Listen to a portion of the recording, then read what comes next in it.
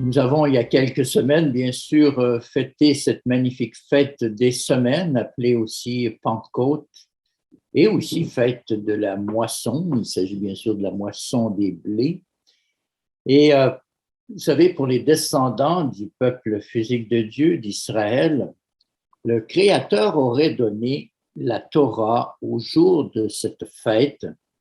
Et si tel est le cas, notre Dieu aurait donc transmis deux de ses dons inestimables le jour de la Pentecôte, le jour du décompte de la fête des semaines. Donc, d'un côté, il a donné ses instructions et de l'autre côté, il a donné le Saint-Esprit avec les dons spirituels qu'on retrouve, entre autres, listés dans l'Épître aux Corinthiens, la première, au chapitre 12. Ce jour saint que nous avons célébré a souligné notre besoin à la fois de la vérité des Saintes Écritures, mais aussi de l'Esprit de Dieu qui nous donne le pouvoir de vivre ces Saintes Écritures. Les Saintes Écritures sont la parole de vérité qui révèle à quoi ressemble une vie sainte. Mais c'est par l'Esprit qui nous donne la grâce et la force de vivre cette vérité dans notre vie quotidienne. Nous savons bien sûr encore au-dessus de cela et par-delà cela que l'Esprit n'aurait pas été versé si Jésus le Messie n'était pas venu dans la chair. C'est le don le plus précieux que Dieu le Père a donné. Il a donné son Fils afin de rendre possible le salut par Jésus-Christ. Nous connaissons ce beau passage. Nous en extirpons toujours un peu plus le sens lorsque Jean nous dit, l'Évangile selon Jean, dans ce passage connu au chapitre 3, verset 16, on ne s'y reportera pas, car Dieu a tant aimé le monde qu'il a donné son Fils unique afin que quiconque croit en lui ne périsse pas, mais qu'il ait la vie éternelle. Et bien que la vie éternelle soit la plus grande bénédiction spirituelle que nous puissions recevoir, Dieu bénit aussi ses enfants de nombreuses façons dans notre vie physique. Et nous avons vu qu'une des belles façons que M. Goris nous a présentées, c'était la création elle-même. Une création qui palpite, une création qui nous attire, une création qui nous parle des qualités cachées de Dieu. Donc, nous nous réjouissons, frères et sœurs, des dons avec lesquels Dieu nous a bénis. Mais nous nous réjouissons encore plus de connaître le donateur de ces dons. Et nous désirons lui ressembler. Voilà pourquoi, au fond, au plus profond de nous-mêmes, nous voulons devenir nous-mêmes des donateurs. La Bible nous rappelle de partager ce que Dieu nous a donné avec ceux qui sont dans le besoin. Et regardez, inclus dans le chapitre des fêtes de l'Éternel, juste après avoir listé la fête des semaines, regardez un passage un peu surprenant dans Lévitique 23, verset 21, qui est un enseignement de Dieu pour partager nos biens, pour être généreux comme Dieu est généreux. Lévitique 23, verset 21, regardez le contexte. Ce jour même, en parlant du jour que nous avons célébré il y a quelques semaines, vous publierez la fête et vous aurez une sainte convocation. Nous y étions. Vous ne ferez aucune œuvre servile. Nous nous sommes abstenus. C'est une loi perpétuelle. C'est pour ça que nous l'avons observée, parce qu'elle se perpétue. Pour vos descendants, dans tous les lieux où vous habiterez, même quelque part à Saint-Jean-sur-Richelieu ou quelque part ailleurs. Il s'agit donc de cette fête des semaines. Mais regardez ce qui suit immédiatement dans Lévitique 23, verset 22. Quand vous ferez la moisson dans votre pays, Tu laisseras un coin de ton champ sans le moissonner, et tu ne ramasseras pas ce qui reste à glaner. Tu abandonneras cela aux pauvres et à l'étranger. Je suis l'Éternel, votre Dieu. Alors aujourd'hui, nous allons voir un petit peu l'esprit du don et nous allons avoir comme point de tremplin, si vous voulez, comme tremplin, le livre de Ruth dans un aspect. Nous lisons que Ruth était une femme étrangère parce qu'elle n'était pas du peuple de Dieu, elle était de Moab et elle était pauvre. Et pourtant, dans cette situation de veuve, d'étrangère, de pauvre, elle a cherché à subvenir aux besoins de sa belle-mère, Naomi, en glanant le grain laissé par les moissonneurs. Glaner, c'est-à-dire passer en arrière des moissonneurs et ramasser ce que eux n'ont pas ramassé, ou aller dans le coin du champ qui n'était pas, n'est-ce pas, moissonné. Il s'est avéré, comme vous connaissez le petit livret de Ruth, qu'elle s'est retrouvée à glaner dans les champs de Boaz, un homme craignant Dieu qui obéissait au commandement de l'Éternel. Boaz, frères et sœurs, ça veut dire celui en qui est la force. Et la question, au fond, que je pose, c'est, seriez-vous intéressés? Sommes-nous intéressés à devenir des Boaz spirituels? Sommes-nous intéressés à devenir des Boaz spirituels? Alors aujourd'hui, nous allons voir un peu pourquoi Boaz, en qui était la force, de quelle force parle-t-on? Bien sûr, je fais la liaison avec le fait que nous sommes appelés à devenir des donateurs. Lisons Ruth, chapitre 1, verset 20, pour voir dans le contexte on coupe en fait dans le contexte que Naomi revient avec Ruth, démolie par les circonstances de la vie. Au point qu'il est dit dans le chapitre 1, verset 20, elle répond à ses citoyens qui ne sont pas là justement pour la corriger publiquement, mais au contraire, pour l'édifier publiquement. C'est intéressant ce que vous avez apporté, Werner, concernant un extrait, entre autres, non seulement, bien sûr, des Écritures, mais d'avoir fait la connexion avec M. Carnegie, qui est dans un sens, qui date du temps de M. Armstrong. Hein? C'est un homme qu'il aimait citer à plusieurs reprises. Elle leur dit, alors donc, elle est comme démolie. Hein? Naomi leur dit aux citoyennes qui l'accueillent, ne m'appelez pas Naomi, appelez-moi Mara, car le Tout-Puissant m'a rempli d'amertume. Je ne suis pas la douce, je ne suis pas la personne que j'étais avant, je suis la mère. Je suis rempli d'amertume. C'est quand même une confession publique qu'on a ici. J'étais dans l'abondance à mon départ et l'Éternel me ramène les mains vides. Est-ce que c'est surtout parce qu'elle est perdue financièrement? Oh, beaucoup plus grave que ça. Elle a perdu son mari et elle a perdu ses 2 fils. Pourquoi m'appelleriez-vous Naomi après que l'Éternel s'est prononcé contre moi et que le Tout-Puissant m'a affligé? Et on dit au verset 22, ainsi revinrent dans ce contexte-là, dans cet état d'esprit-là, du pays de Moab, Naomi et sa belle-fille Ruth, la Moabite. Elle revient avec quelqu'un à ses côtés, Naomi. Nous savons que c'est Ruth, nous savons que c'est quand même une non-israélite, mais qui s'est attachée à non seulement Naomi, mais au Dieu de Naomi.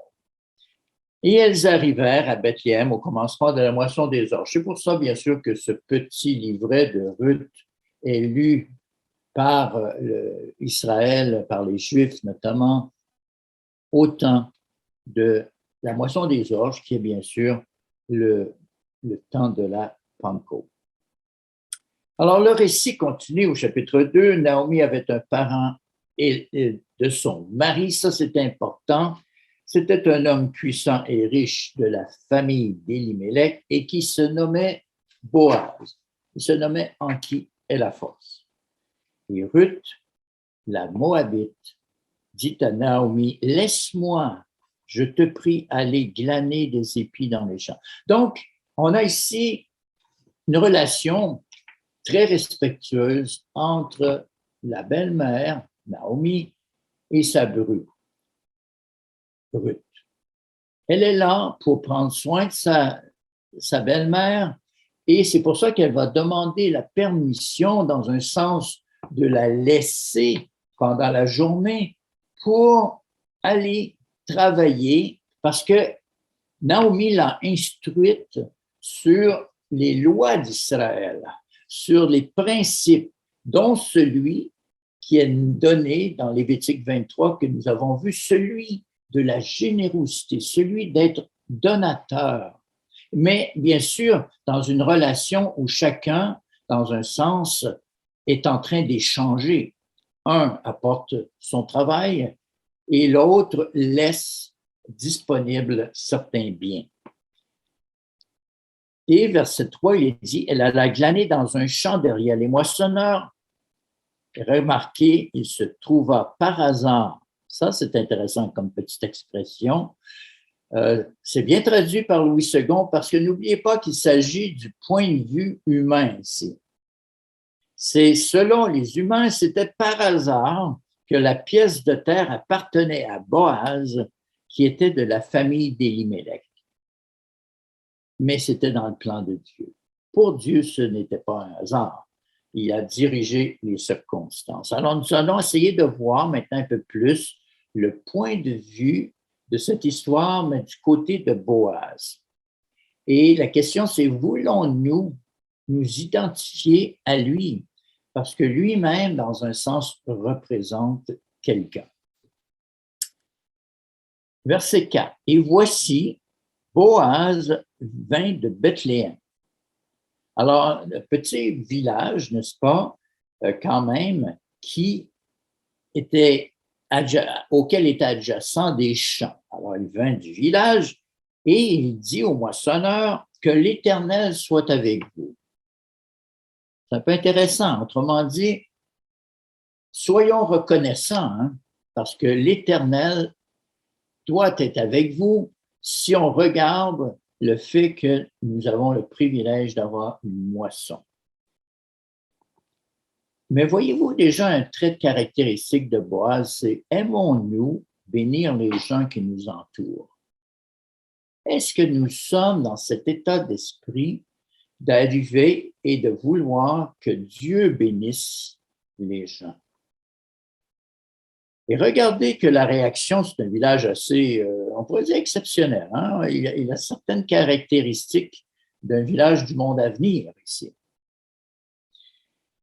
Les gens lui répondirent, les moissonneurs, que l'Éternel te bénisse.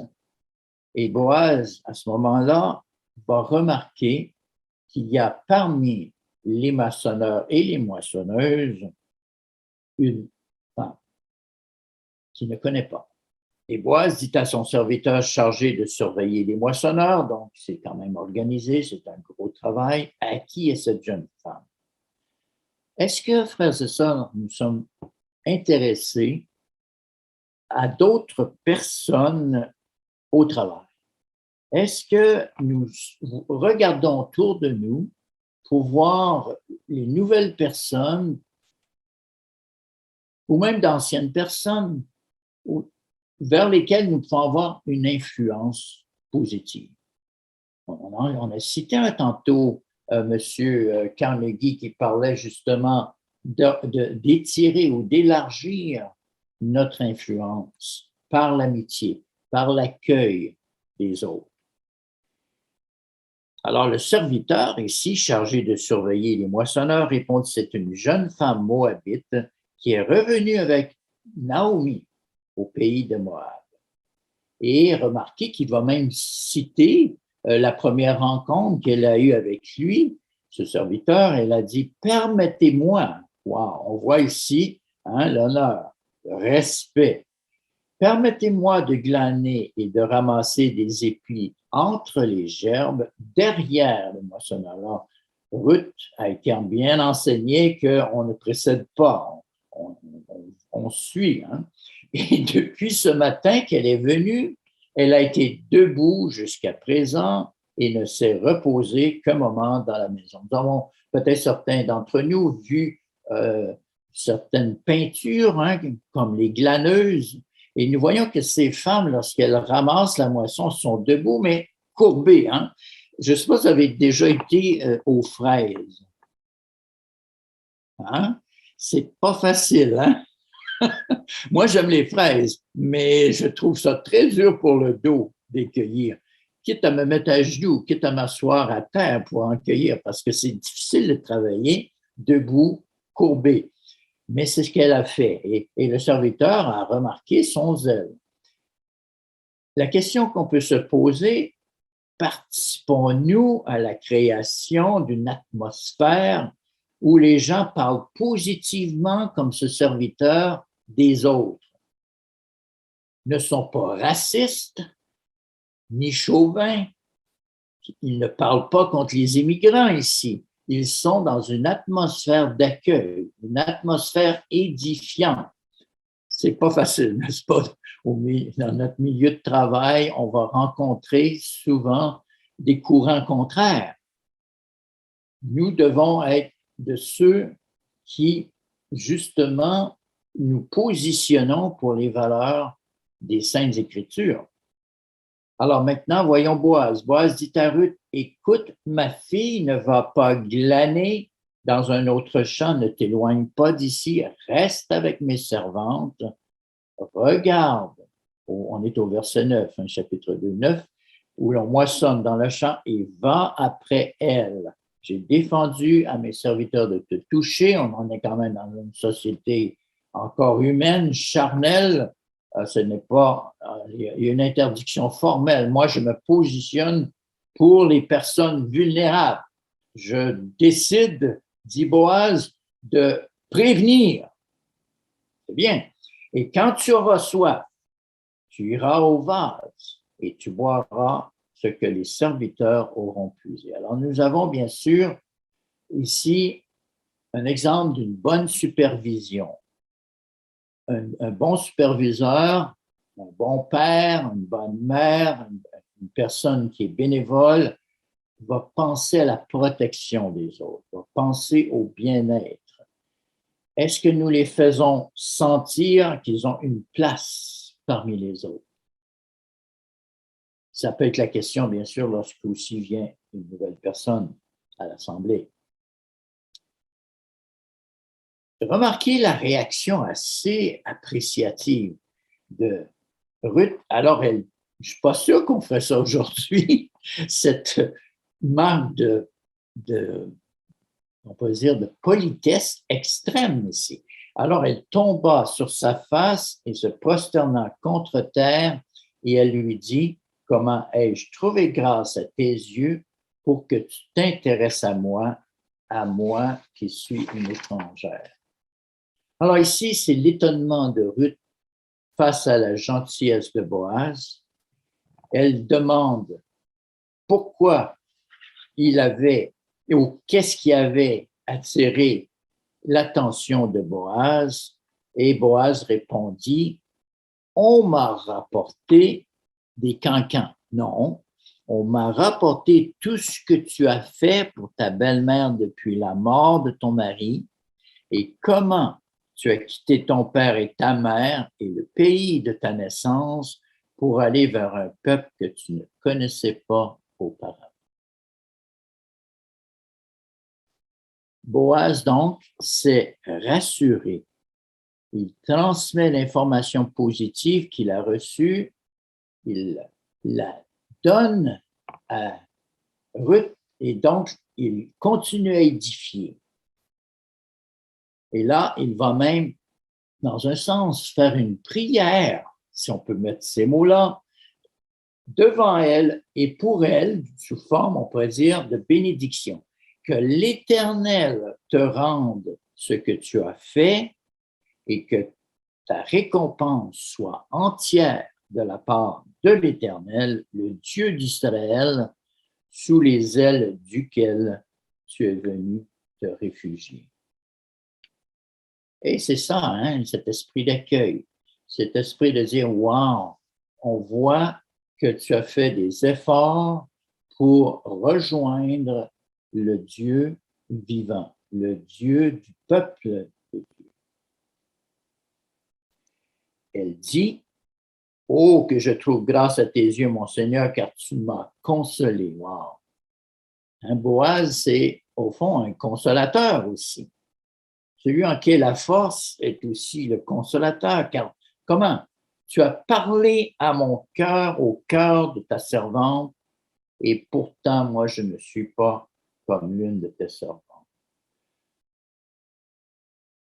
Ici, nous voyons que Boaz a un don pour parler au cœur. Est-ce que nous pouvons demander à Dieu ce don de pouvoir parler au cœur de ceux qui sont dans le besoin, dans toutes sortes de choses, afin de ressembler à celui en qui se trouve la force? Si vous comparez cette expression, tu as parlé au cœur de ta servante, on ne s'y reportera pas, mais avec l'expression qu'on retrouve dans Osée, le prophète, le petit prophète, dans le sens qu'il fait partie des 12 prophètes mineurs, il en est le premier. Dans Osée 2,16, il est dit ceci, c'est Dieu qui parle, il parle à son peuple. Après que son peuple s'est égaré, il dit, c'est pourquoi, voici, je veux l'attirer et la conduire au désert et je parlerai à son cœur. N'est-ce pas une belle expression? Vous savez, la meilleure façon de demander à Dieu d'être capable de parler au cœur de ceux qui sont dans le besoin, c'est de lui demander qu'il parle à notre cœur. Avez-vous déjà, frères et sœurs, pensé à demander ça à Dieu? Dieu, j'aimerais ça que tu parles à mon cœur et que mon cœur reconnaisse que tu me parles. Et peut-être même un peu plus que jamais. Parce que comment pourrais-je parler au cœur des autres si tu ne parles pas au mien? Continuons le récit au verset 14. Au moment du repas, Boaz dit à Ruth, approche, mange du pain, trempe ton morceau dans le vinaigre. Ça devait être du vinaigre balsamique, hein, avec du pain français, je suis sûr de ça. Un bon pain croûté, hein? Elle s'assit à côté des moissonneurs. Ben, c'est probablement du pain de Ruben, en passant. Je taquine. Hein? On lui donna du grain rôti, elle mangea et se rassasia, et elle garda le reste. Parce que, savez-vous, elle avait en tête dans tout ça. Pas juste de se nourrir, pas juste de subvenir à ses besoins, mais elle avait toujours en tête la personne qui l'attendait à la maison. C'est pour ça qu'elle a gardé le reste pour elle. Puis elle se leva pour glaner encore. Boaz donna cet ordre à ses serviteurs qu'elle glane aussi entre les gerbes et ne l'inquiétez pas. Autrement dit, il y a des gerbes qui sont déjà dressées alors qu'elle passe entre les gerbes. Mais là, il y a eu un truc. Il est venu un truc, notre ami Boaz. Il va faire au-delà des exigences de la Torah. Il va faire au-delà des exigences de la loi. Regardez au verset 16. Et même, vous ôterez pour elle des gerbes, quelques épis, et vous la laisserez glaner sans lui faire de reproche. Alors, même les gerbes, une fois montées, ben, regardez, on enlève un petit peu, puis ça tombe, hein, ça tombe. Hein? C'est bien, c'est bien. Alors, on voit ici l'ingéniosité de Boaz discrètement. Il travaille discrètement pour qu'elle ait plus de grains à amasser que normalement. Quand nous voulons partager ce que Dieu nous permet de partager, le Saint-Esprit nous donne le désir de bénir sans que les gens sachent. et nous enseigne, autrement dit, de nouvelles façons. Il nous enseigne à coopérer avec les gens. Il nous enseigne, parce que là, ici, il demande à ses employés, si vous voulez, de participer à son plan pour soutenir Ruth. Et il le fait discrètement. Et la tradition dit que Ruth, donc, a récolté environ pendant 7 semaines et elle est arrivée finalement, parce que c'était la moisson des orges, à la Pentecôte. Mais derrière tout ça, le fait que Ruth s'est retrouvée dans le champ de Boaz et que Boaz est un proche parent de Naomi, c'est là le plan de Dieu. Tout ça, c'est pour converger vers un rachat. Okay? Parce que Boaz, au fond, va avoir aussi un titre, va avoir un rôle. Il va être appelé le Goël. Qu'est-ce qu'un Goël? On va le voir.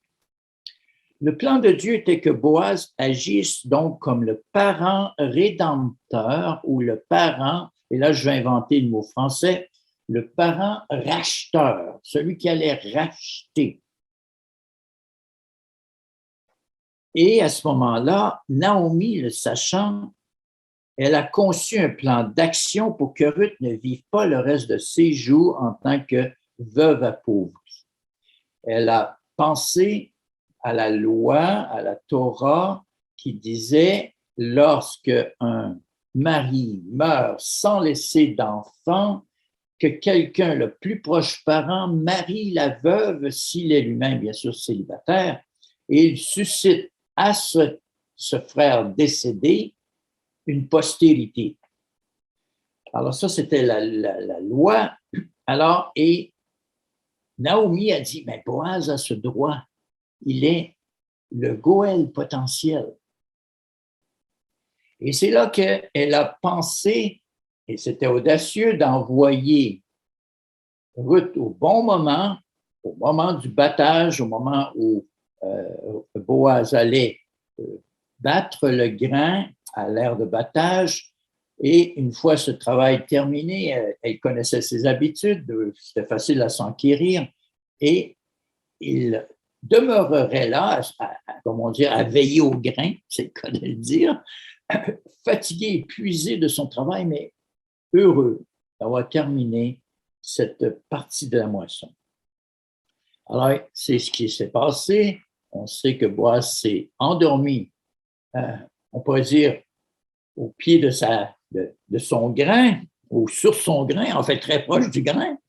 Et voilà qu'il se réveille durant la nuit parce que Naomi a envoyé Ruth discrètement se coucher à ses pieds pendant qu'il dormait. Ça, c'était bien sûr une stratégie qui était parlante parce que ça montrait la confiance de la personne, de Ruth, qui attendrait que la personne se réveille pour lui faire une demande. Alors, allons au chapitre 3 parce qu'on sait que ce qui s'est passé, c'est que la suite du récit nous dit au verset 8 et 9, c'est au milieu de la nuit, Boaz eut une frayeur, autrement dit un sursaut, il y a quelque chose il a senti quelque chose. Il se pencha, c'est pas facile des fois de se faire réveiller avec une surprise pas loin, et voici une femme était couchée à ses pieds et dit, « Mais qui es-tu? » Elle répondit, « Je suis Ruth, ta servante. » Et voilà l'expression maintenant, « Étends ton aile sur ta servante, car tu as le droit de rachat. »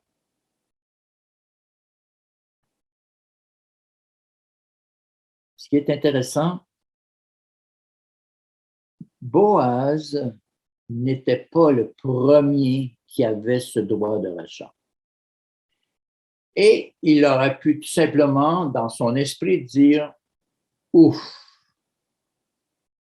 il y a quelqu'un d'autre qui peut faire ça à ma place. » Au contraire, il a voulu faire les choses dans l'ordre, mais son intention était que si la personne qui le précédait, qui est un plus proche parent, exerçait le droit de rachat, il l'aurait honoré.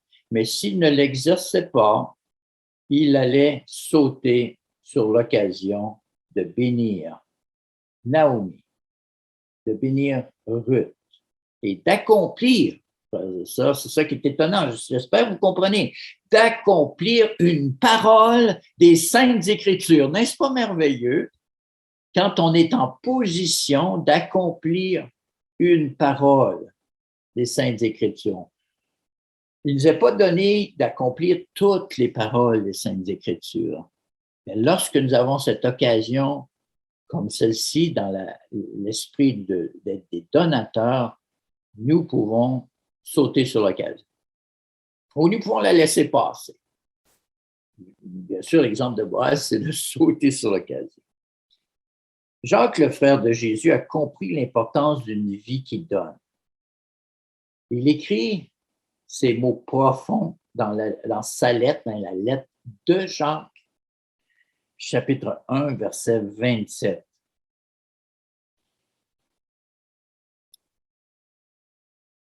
Qu'est-ce qu'il a écrit?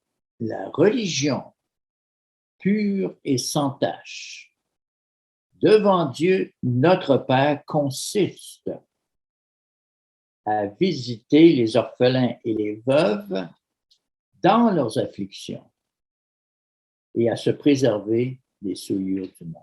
Wow. En fait, il y a deux choses principales, mais en priorité, c'est d'abord de s'occuper de ceux qui sont dans le besoin et bien sûr de le faire en toute pureté, en ne trouvant pas prétexte pour relâcher dans notre vie sainte. Et c'est bien sûr ce que Boaz finalement fait. Non seulement il a relevé le nom de Naomi, il a marié donc Ruth, et de laquelle est venu un ancêtre de David, qui lui-même est devenu l'ancêtre de Jésus-Christ. Alors, dans cette première partie que nous avons vue, dans ce livre de Ruth, nous pouvons voir que ce livret-là s'ouvre sur une note tragique, mais il se termine par un nouveau départ, par des gens restaurés, et dont l'instrument principal est Boaz. Voyons maintenant le Seigneur lui-même, l'Éternel, jouer le rôle de parent sauveur, non seulement avec Israël, parce que c'est la première chose qu'il a fait avec le peuple d'Israël, c'est qu'il l'a racheté d'Égypte. Hein? Il est devenu le parent sauveur à la place de celui qui était son faux parent, qui était Pharaon. Hein? Pharaon était le parent oppresseur et Dieu est devenu le parent racheteur. Il a fait ça pour racheter Israël hors d'Égypte et les amener en terre promise. Maintenant, la question est, est-ce que nous avons des exemples aussi concernant non seulement un rachat physique par un homme comme Boaz, mais Dieu s'intéresse-t-il à racheter non pas juste un peuple, mais une personne en particulier? Je pense que nous pouvons voir dans Job un exemple de confiance, et la confiance s'exerce dans la patience. C'est pour ça qu'il est dit que Job est un homme patient, c'est-à-dire endurant dans l'épreuve. Un exemple de confiance dans le Dieu vivant, parce qu'on connaît l'histoire, on n'a pas besoin, bien sûr, de la relire, mais on sait qu'il a perdu tous ses biens. Il est un peu comme Naomi. Il a perdu ses enfants et il est atteint d'une maladie qui gruge sa chair et qui gruge surtout, je dirais, sa résistance morale. Il y a certaines maladies là, qui nous drainent, hein, qui nous drainent dans notre résistance nerveuse et notre résistance morale. Et il a eu l'épreuve en plus d'entendre son épouse le mépriser en disant, lorsqu'il a dit, maudit Dieu et meurt. Attends-toi pas à avoir de l'aide de Dieu, là. Finissons-en avec cette histoire. Mais voyons la conviction de Job. Dans Job, je pense que je n'ai pas pris en note le chapitre, je pense que c'est 19. Allons voir, chérie. Peux-tu vérifier? J'ai ma vérificatrice ici. Job 19, je pense. Verset 20. Le premier qu'il trouve lève la main pour confirmer que tout va bien. Merci en passant, frères et sœurs, d'être attentifs. Je vais lire l'extrait. Alors, Job ici est en train de ressasser un peu l'état dans lequel il est. Il dit, mes os sont attachés à ma peau et à ma chair. C'est bien Job 19. Alors, oui, merci, monsieur Goris. Mes os sont attachés à ma peau et à ma chair. Il ne me reste que la peau des dents. Ça, c'est l'expression qu'on retrouve dans la Bible. C'est pas très gras, la peau entre les dents. C'est assez mince.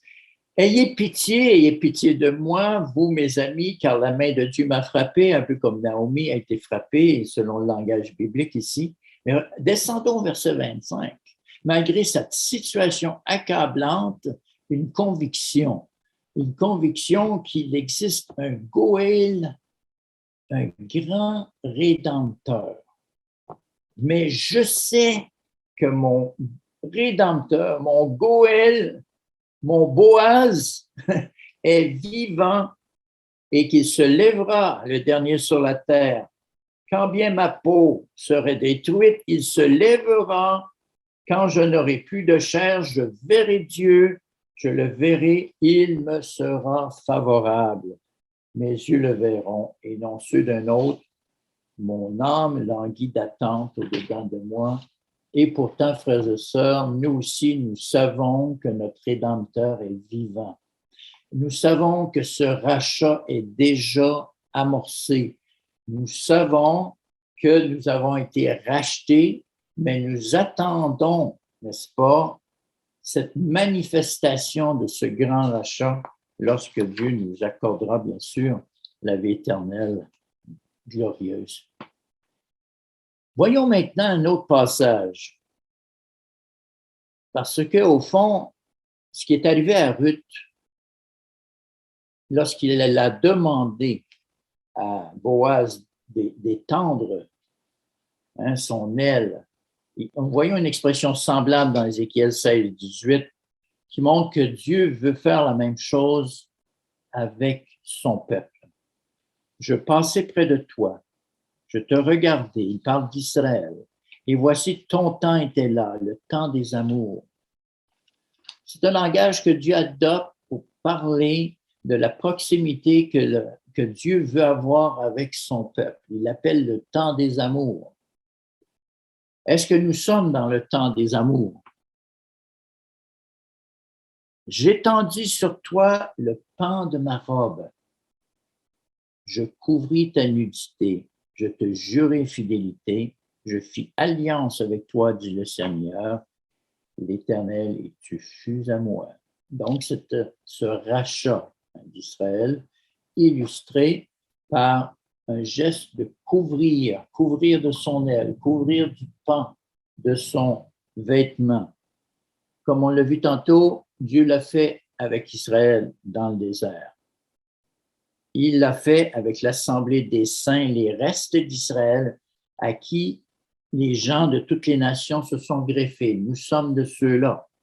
Que nous soyons d'Israël, des tribus perdues, que nous soyons de Juda, que nous soyons de toute autre descendance, nous sommes greffés. Nous sommes à ce moment-là greffés. Nous souvenons-nous, par contre, à quel point nous étions nus. Nous souvenons-nous que nous avions besoin d'être achetés. Je pense que oui. Nous savons que Jésus-Christ a payé le prix final.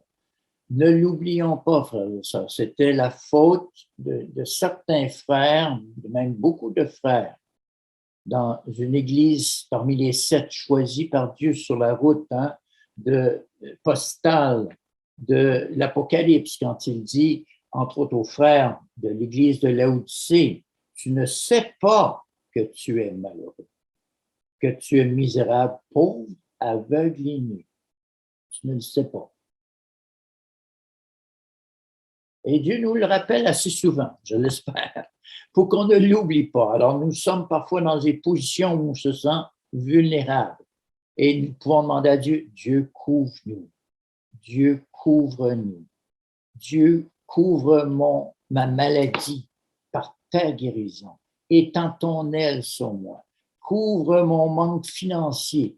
Couvre ma perte d'emploi. Couvre-moi. Couvre mes faiblesses. Aide-moi à être un serviteur utile. Ce sont toutes des choses que nous avons grâce au fait que Jésus-Christ, bien sûr, nous a rachetés. Nous connaissons cette importance du rachat. Je ne citerai pas, je vais simplement vous donner, entre autres, Hébreux 9, 12, qui nous dit qu'il nous a rachetés par le prix de son sang, et que nous avons obtenu une rédemption, un rachat éternel. C'est un rachat éternel. C'est extraordinaire. Maintenant, comment rapidement, dans les dernières minutes, pouvons-nous améliorer notre capacité de donner? Ne regardons pas ce que nous n'avons pas. Partageons ce que nous avons déjà. Soyons humbles et que l'Esprit de Dieu nous montre. D'abord, ce n'est pas tellement, quoique c'est important, ce qu'on doit partager, mais plutôt avec qui partager. Lorsque j'ai eu le privilège d'aller en Haïti, j'avais apporté un habit ou deux, j'avais aussi des vêtements d'été et j'avais quelques paires de chaussures. J'avais une paire de chaussures du sabbat, j'avais une paire de souliers de marche. Alors un jour, j'étais là avec les frères et tout d'un coup, s'est approché de moi un beau jeune homme, à peu près 6 pieds. J'évalue son âge peut-être à 20 ans. Mais vous savez, les Haïtiens et je dirais certains de nos frères en Afrique ont la belle qualité qu'on ne peut pas deviner leur âge. Ils ont toujours l'air jeunes. Alors, de toute façon, donc, et ce frère, cette personne plutôt, mais qui avait une certaine croyance, il respectait quand même l'Éternel dans ce qu'il comprenait de lui. Il m'a fait une demande qui m'a surpris. Il m'a dit, avez-vous une autre paire de chaussures? J'ai dit oui. Il dit, pouvez-vous me donner celle que vous avez? J'aurais jamais cru que Dieu m'aurait demandé par cette personne-là de donner mes chaussures. Il ne m'a pas demandé d'argent, quoique ça c'est arrivé aussi mais par d'autres personnes. Il ne m'a pas demandé de prier pour lui. Il m'a demandé une paire de chaussures. Alors je regarde les pieds, je regarde les miens, je me dis, êtes-vous sûr? Il dit oui. Il dit, s'il le faut, je les couperai en arrière, puis à ce moment-là, parce qu'il avait les pieds beaucoup plus grands que les miens, bon, je lui fais confiance, je lui donne mes chaussures.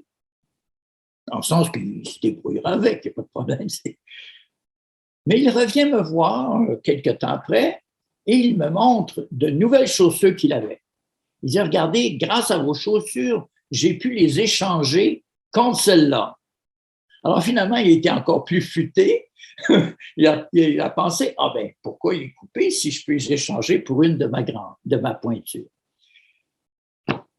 Voyez-vous comment on peut rendre quelqu'un heureux alors que tout simplement, on laisse Dieu nous guider à donner ce qu'on a à donner à qui lui veut bien qu'on donne. Il ne faut pas voir ceux qui nous approchent comme des agresseurs la plupart du temps, frères et sœurs. Je ne dis pas qu'il n'y en a pas, mais avec l'aide de Dieu, avec l'Esprit de Dieu, demandons à qui puis-je donner? Qu'est-ce que j'ai à donner? comment vais-je donner? L'aide, vous savez, doit être faite souvent dans un contexte de difficulté et de souffrance humaine. Il y a un beau passage, je vais le lire pour vous dans le psaume 126, les versets 4 à 6, dans un contexte de restauration, dans un contexte de souffrance.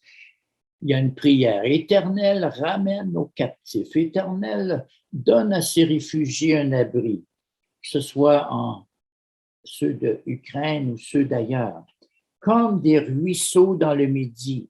Et remarquez ici, ceux qui sèment avec larmes moissonneront avec chant d'allégresse.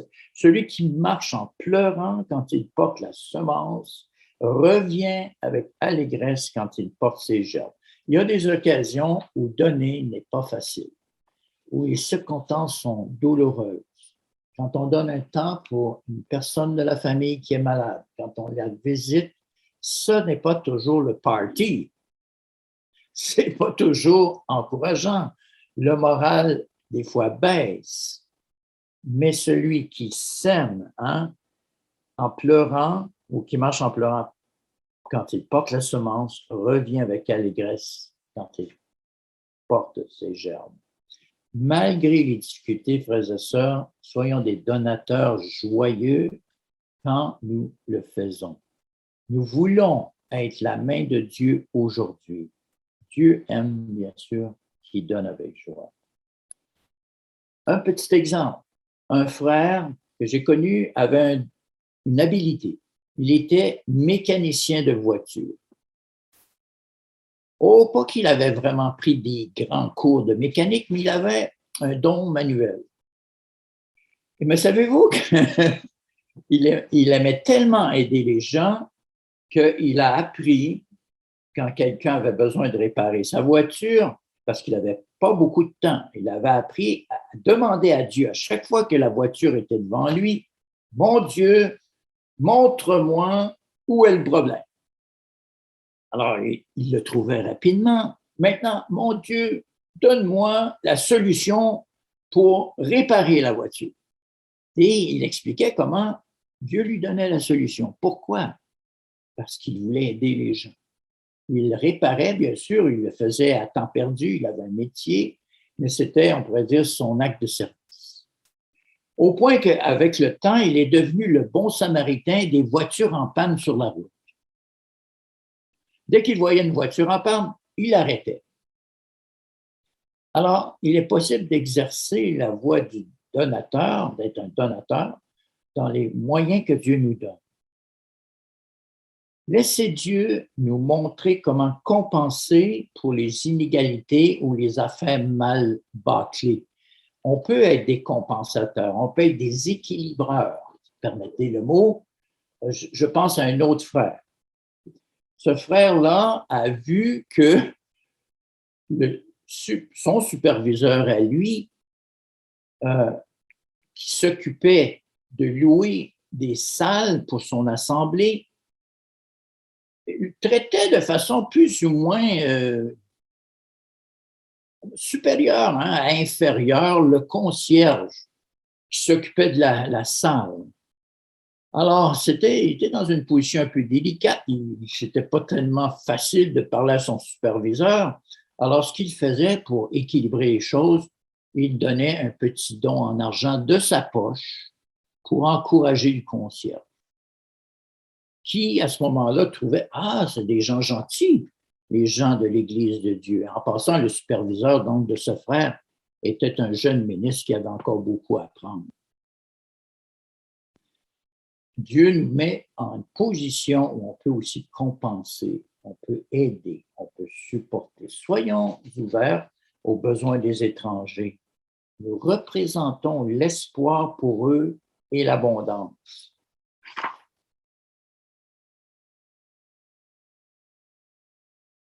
Pour conclure, voyons Galates 6, verset 9. Galates 6, verset 9. On peut se poser la question, ouais, mais j'ai fait ça longtemps, j'ai eu des contre-coups, On m'a peut-être même congédié d'une position, j'exerçais du bénévolat auprès d'une place, puis c'est quelqu'un d'autre qui a pris ma position dans une place, et on m'a pris. Je suis découragé peut-être, je me demande si je devrais continuer. Lettre aux Galates, chapitre 6, verset 9. Il y a un élément à tenir là-dedans, c'est la patience, c'est parfois simplement le renouvellement de nos forces. Ne nous lassons pas de faire le bien, car nous moissonnerons au temps convenable si nous ne nous relâchons pas. Ainsi donc, pendant que nous en avons l'occasion, pratiquons le bien envers tous. Et parfois, il y a beaucoup de gens et on peut peut-être s'éparpiller un peu.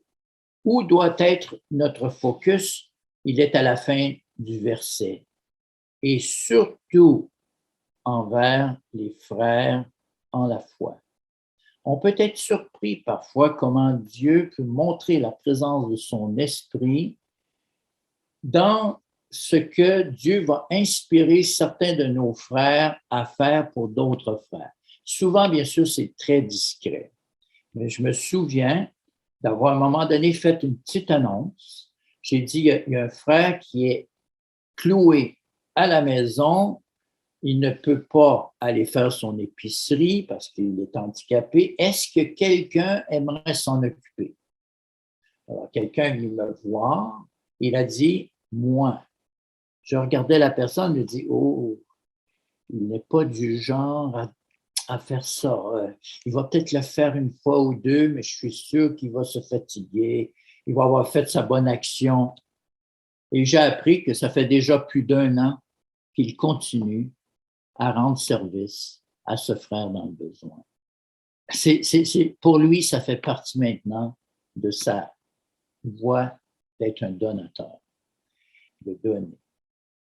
Alors, frères et sœurs, Boaz, bien sûr, est celui en qui était la force. Boaz est un modèle de celui qui donne, de celui qui appuie, de celui qui rachète. Bien sûr, il est l'image lui-même de celui avec un grand C majuscule, en qui est la force, Christ lui-même. Christ nous rachète. Christ nous donne la capacité à notre tour de donner. Et c'est pour ça, bien sûr, que nous pouvons, nous aussi, aspirer à celui qui nous dira un jour, bien et bon serviteur, rentre dans la joie de ton